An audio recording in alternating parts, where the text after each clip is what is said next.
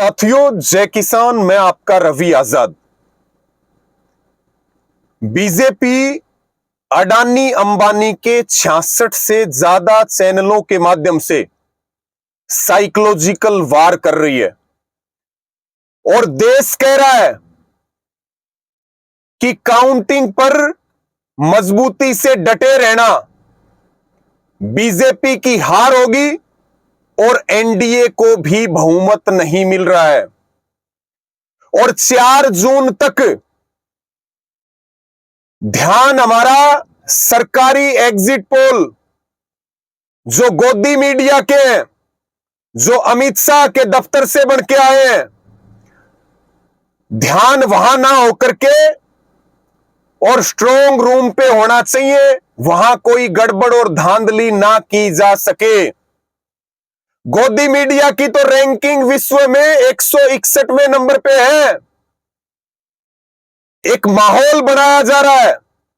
इस क्रोनोलॉजी को समझने की जरूरत है कि लोगों की, देश की मानसिकता को तैयार कर दिया जाए कि बीजेपी ही आ रही है, मोदी ही तीसरी बार प्रधानमंत्री बन रहे हैं और इसी आड़ में घपला किया जा सके, इसी आड़ में गड़बड़ की जा सके और फिर उस गड़बड़ को सही ठहराया जा सके और देश का ध्यान काउंटिंग और रिजल्ट से पहले ही इस पर लगा दिया जाए कि मोदी ही आ रहे हैं और बीजेपी की ही सरकार आ रही है। विपक्ष के हौसले धराशायी हो जाएं, मतगणना केंद्रों पे मजबूती ना रहे और सारा खेल, सारा जो खेला है वो सारा खेला ईवीएम के माध्यम से जो काउंटिंग सेंटर हैं उन पे कर दिया जाए। लेकिन देश जागरूक है, सभी जागरूक होकर के नजर गड़ा करके बैठे हैं क्योंकि ये लोकतंत्र को बचाने की लड़ाई है।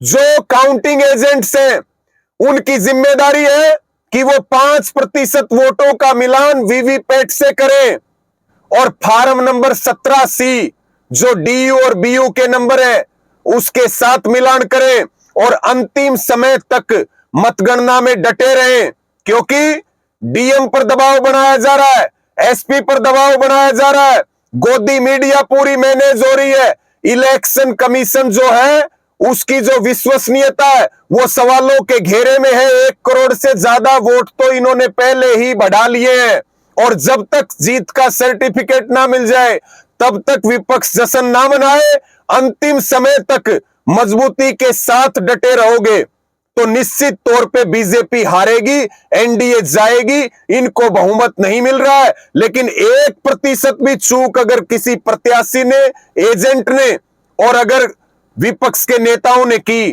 तो वो सीट बीजेपी जीत जाएगी।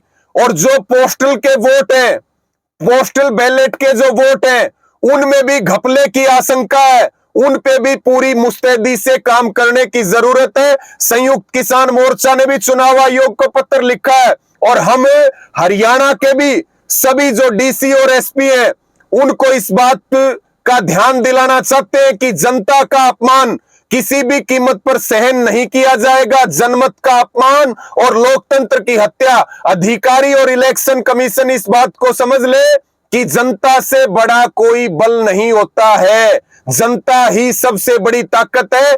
निष्पक्ष काउंटिंग होनी चाहिए, स्वतंत्र काउंटिंग होनी चाहिए, कोई इंटरफेयर नहीं होना चाहिए और निष्पक्षता से चुनाव परिणाम आना चाहिए। अगर कोई गड़बड़ घोटाला हुआ तो ये जनता चुनाव लड़ रही है, इस बात को अधिकारी और इलेक्शन कमीशन भी ध्यान दे ले। और इस वीडियो को आप शेयर करें और पूरा मजबूती से जागते रहे और मतगणना केंद्रों पे मजबूती से डटे रहे।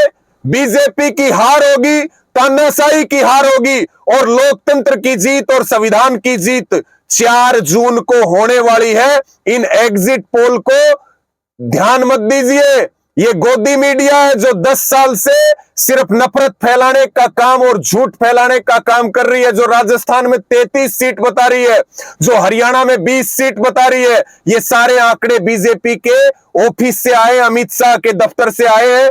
मजबूती के साथ डटे रहिए और अधिकारी और इलेक्शन कमीशन निष्पक्षता से काम करे। निश्चित तौर पर निश्चित तौर पर जो है तानाशाही की हार होगी और संविधान की जीत होगी। सबका धन्यवाद। जय जवान जय किसान।